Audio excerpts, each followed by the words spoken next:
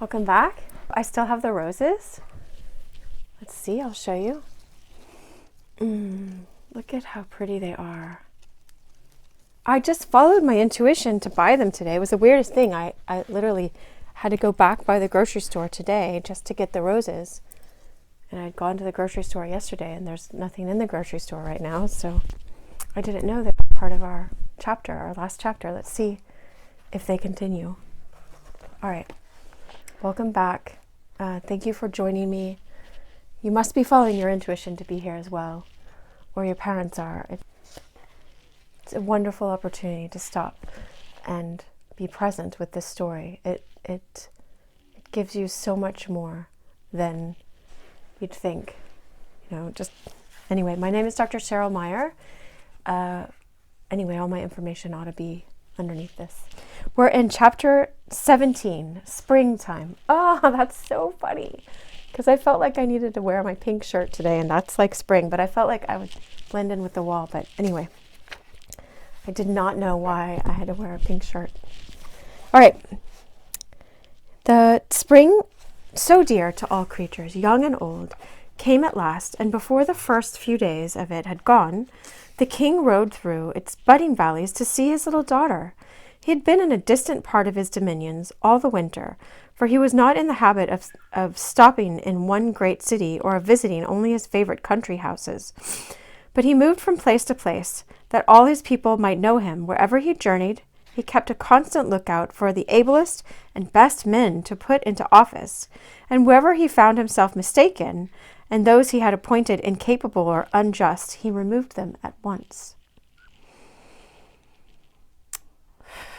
Hence, you see, it was his care of the people that kept him from seeing his princess so often as he would have liked. You may wonder why he did not take her out about with him, but there were several reasons against his doing so, and I suspect her great-great-grandmother had had a principal hand in preventing it. Once more, Irene heard the bugle blast, and once more she was at the gate to meet her father as he rode up on his great white horse. After they had been alone for a little while, she thought of what she had resolved to ask him. "Please, King Papa," she said, "will you tell me where I got this pretty ring? I can't remember." The king looked at it. A strange, beautiful smile spread like sunshine over his face, an answering smile, but at the same time a questioning one spread like moonlight over Irene's. "It was your queen mamma's once," he said. "And why isn't it hers now?" asked Irene. "She does not want it now," said the king, looking grave. "Why doesn't she want it now?" "Because she's gone where all those rings are made." Remember, her mother had passed away. "And when shall I see her?" asked the princess. "Not for some time yet," answered the king, and tears came to his eyes. Irene did not remember her mother and did not know why her father looked so, and why the tears came in his eyes, but she put her arms around his neck and kissed him, and asked no more questions. The king was much disturbed on hearing the report of the gentlemen-at-arms concerning the creatures they had seen, and I presume would have taken Irene with him that very day, but for what the presence of the ring on her finger assured him of. About an hour before he left, Irene saw him go up the old stair, and he did not come down again till they were just ready to start, and she thought with herself that he had been up to see the old lady. When he went away, he left another 6 gentlemen behind him, that there might be 6 of them always on guard. And now, in the lovely spring weather, Irene was out on the mountain the greater part of the day. And in the warmer hollows there were lovely primroses, and not so many that she ever got tired of them. Here's a picture of her picking the primroses.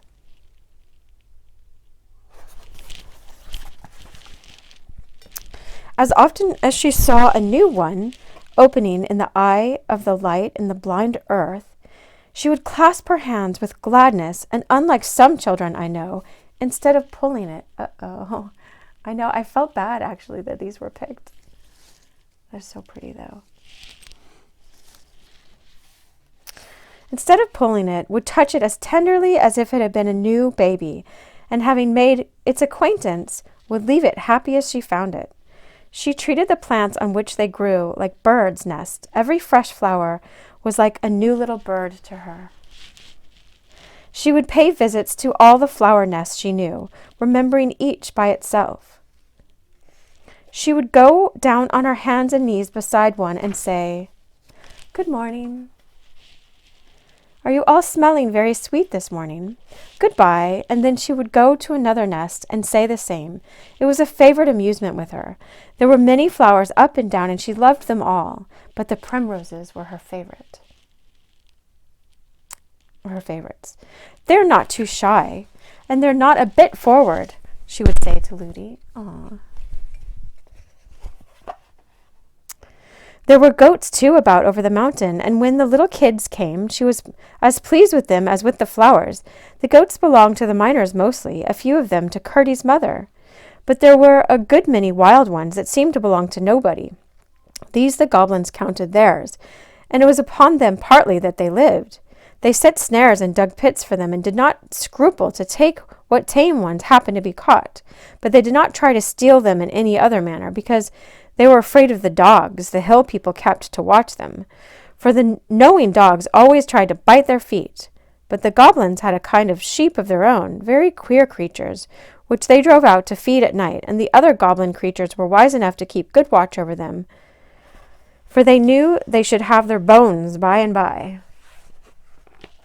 Okay, Chapter 18, Curdy's Clue. Curdy was as watchful as ever, but was almost getting tired of his ill success. Every other night or so he followed the goblins about, as they went on digging and boring, and getting as near them as he could, watched them from behind stones and rocks, but as yet he seemed no nearer finding out what they had in view.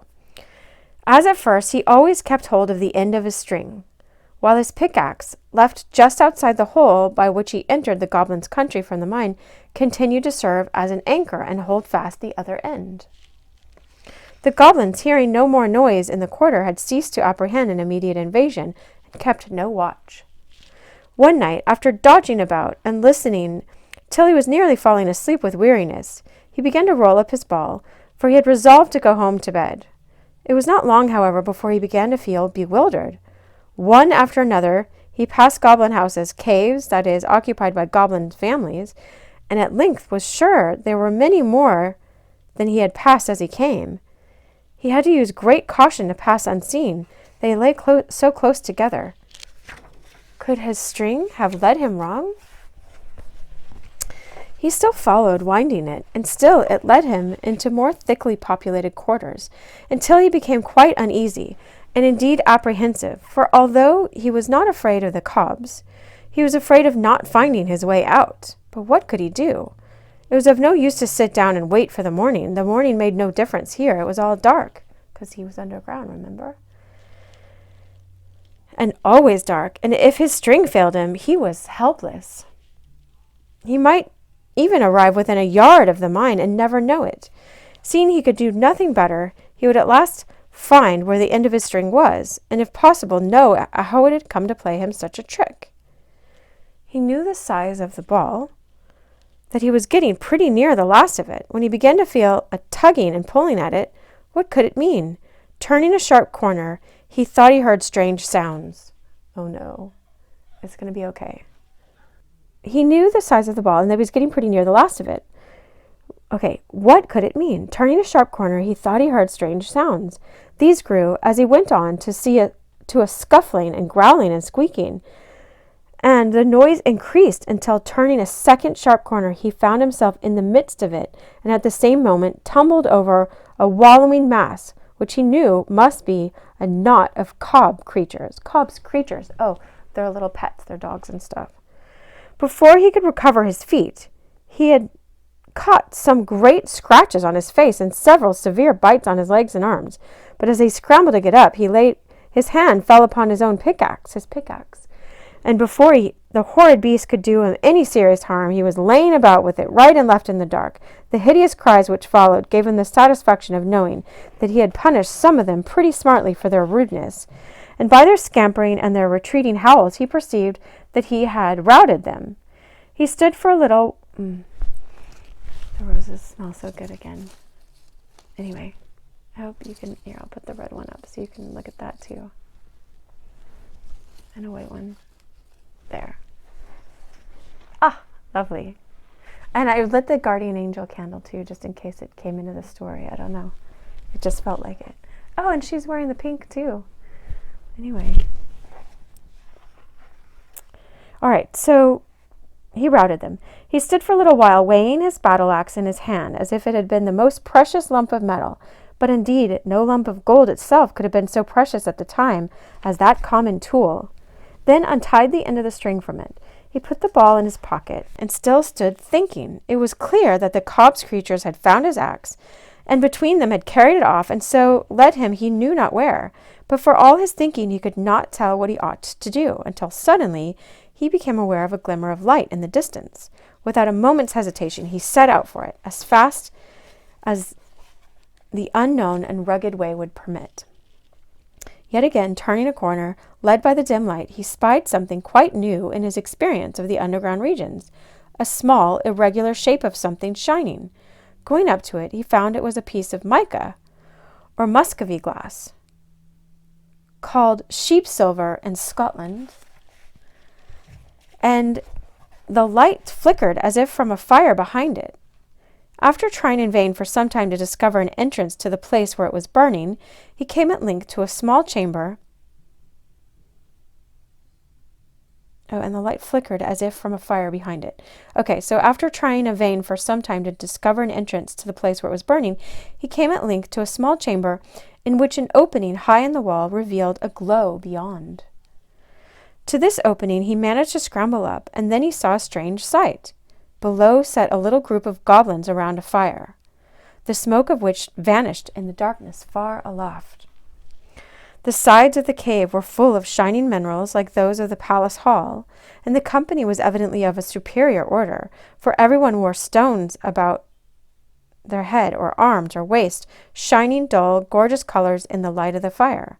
Nor had Curdie looked long before he recognized the king himself, and found that he made his way into the inner apartment of the royal family. He had never had such a good chance of hearing something. He crept through the hole as softly as he could, scrambled a good way down the wall toward them without attracting attention, and then sat down and listened. The king, evidently the queen, and probably the crown prince and the prime minister were talking together. He was sure of the queen by her shoes, for she warmed her feet at the fire, and he saw them quite plainly. It's really funny. "That will be fun," said the one he took for the crown prince. It was the first whole sentence he had heard. "I don't see why you should think it should be a grand affair," said his stepmother, tossing her head backwards. "You must remember, my spouse," interposed his majesty, as if making excuse for his son. "He has got the same blood in him. His mother." "Don't talk to me of his mother. You positively encourage his unnatural fancies. Whatever belongs to that mother ought to be cut out of him." "You forget, my dear," said the king. "I don't," said the queen, "nor you either. If you expect me to approve of such coarse taste, you will find yourself mistaken. I don't wear shoes for nothing." "You must acknowledge, however," the king said, with a little groan, "that this, at least, is no whim of Harelip's, but a matter of state policy. You are well aware that his gratification comes purely from pleasure of sacrificing himself to the public good, does it not, Harelip?" "Yes, father, of course it does. Only it will be nice to make her cry." Oh, he doesn't know. "I'll have the skin taken off from between her toes and tie them together till they grow together. Then her feet will be like other people's, and there will be no occasion for her to wear shoes." "Do you mean to insinuate I've got toes, you unnatural wretch?" cried the queen, and she moved angrily towards Harelip. The counselor, however, who was betwixt them, leaned forward so as to prevent her touching him, but only as if to address the prince. "Your royal highness," he said, "possibly requires to be reminded that you have got 3 toes yourself, 1 on one foot and 2 on the other." "Ha, ha, ha," shouted the queen triumphantly. The counselor, encouraged by this mark of favor, went on. "It seems to me, your royal highness, it would greatly endear you to your future people, proving to them that you are not the less one of them, that you had the misfortune to be born of a son mother." If you were to command upon yourself the comparatively slight operation which, in a more extended form, you so wisely meditate with regard to your future princess. Oh. Ha ha ha, laughed the Queen Mother, louder than before, and the king and the minister joined in the laugh. Harelip growled for a few moments. The others continued to express their enjoyment in his discomfiture. The queen was the only one Carty could see with any distinctness. She sat sideways to him, and the light of the fire shone full upon her face. He could not consider her handsome. Her nose was certainly broader at the end than its extreme length, and her eyes, instead of being horizontal, were set like two perpendicular eggs, one on the broad and the other on the small end. Her mouth was no bigger than a small buttonhole until she laughed, when it stretched from ear to ear, only to be sure her ears were very nearly in the middle of her cheeks. And did I show you the picture? I don't think I showed you the picture earlier, Minor, but I'm sure I'll put it on the screen after, hopefully.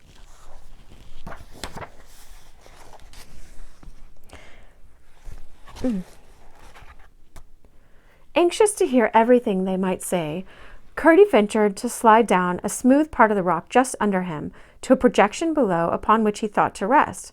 But whether he was not careful enough or the projection gave way, down he came with a rush on the floor of the cavern, bringing with him a great rumbling shower of stones. The goblins jumped from their seats in more anger than consternation, for they had never yet seen anything to be afraid of in the palace. But when they saw Carty with his pickaxe in hand, their rage was mingled with fear, for they took him for the first of an invasion of miners. The king, notwithstanding, drew himself up to his full height of 4 feet, spread himself to his full breadth of 3.5, for he was the handsomest and squarest of all the goblins. And striding up to Carty, he planted himself with outspread feet before him, and said with dignity, "Pray, what right have you in my palace?" "The right of necessity, your majesty," answered Carty. "I lost my way, and did not know where I was wandering to." "How did you get in?" "By a hole in the mountain. But you are a miner. Look at your pickaxe." Carty did look at it, answering, "I came upon it lying on the ground a little way from here. I tumbled over some wild beasts who were playing with it." "Look, your majesty," and Carty showed him how he was scratched and bitten. The king was pleased to find him behave more politely than he had expected from what his people had told him concerning the miners, for he attributed it to a power of his own presence. But he did not therefore feel friendly to the intruder. "You will oblige me by walking out of my dominions at once," he said, well knowing what a mockery lay in the words. "With pleasure, if your majesty will give me a guide," said Carty. "I will give you 1,000, said the king, with a scoffing air of magnificent liberality. "One will be quite sufficient," said Carty, but the king uttered a strange shout, half halloo, half roar, and in rushed goblins till the cave was swarming. He said something to the first of them which Carty could not hear, and it was passed from one to another till in a moment the farthest in the crowd had evidently heard and understood it. They began to gather about him in a way he did not relish, and he retreated towards the wall. They pressed upon him. "Stand back," said Carty, grasping his pickaxe tighter by his knee. They only grinned and pressed closer. Carty bethought himself and began to rhyme. 10, 20, 30, you're also very dirty. 20, 30, 40, you're also thick and snorty. 30, 40, 50, you're also puff and snifty. 40, 50, 60, beast and man so mixty. 50, 60, 70, mixty, maxty, leventy. 60, 70, 80, all your cheeks so slaty. 70, 80, 90, all your hands so flinty. 80, 90, 100, altogether dundred. The goblins fell back a little while he began, and made horrible grimaces all through the rhyme, as if eating something so disagreeable that it set their teeth on edge and gave them the creeps. But whether it was that the rhyming words were most of them no words at all, nor a new rhyme being considered the most efficacious, Carty had made it on the spur of the moment, or whether it was that the presence of the king and the queen gave them courage, I cannot tell. But the moment the rhyme was over, they crowded on him again, and out shot 100 long arms with a multitude of thick nailless fingers at the end of them, to lay hold upon him. Then Carty heaved up his axe, but being as gentle as courageous, and not wishing to kill any of them, he turned the end, which was the square and blunt like a hammer, and with that came down a great blow on the head of the goblins nearest him. Hard as the heads of all goblins are, he thought he must feel that, and so he did, no doubt, but he only gave a horrible cry and sprung at Curdy's throat. Curdy, however, drew back in time, and just at that critical moment remembered the vulnerable part of the goblin body. He made a sudden rush at the king's feet, and stamped with all his might on his majesty's feet. The king gave a most unkingly howl, and almost fell into the fire. Curdy then rushed into the crowd, stamping right and left. The goblins drew back, howling on every side as he approached, but they were so crowded that few of those he attacked could escape his tread, and the shrieking and roaring that filled the cave would have appalled Curdy but for the good hope it gave him.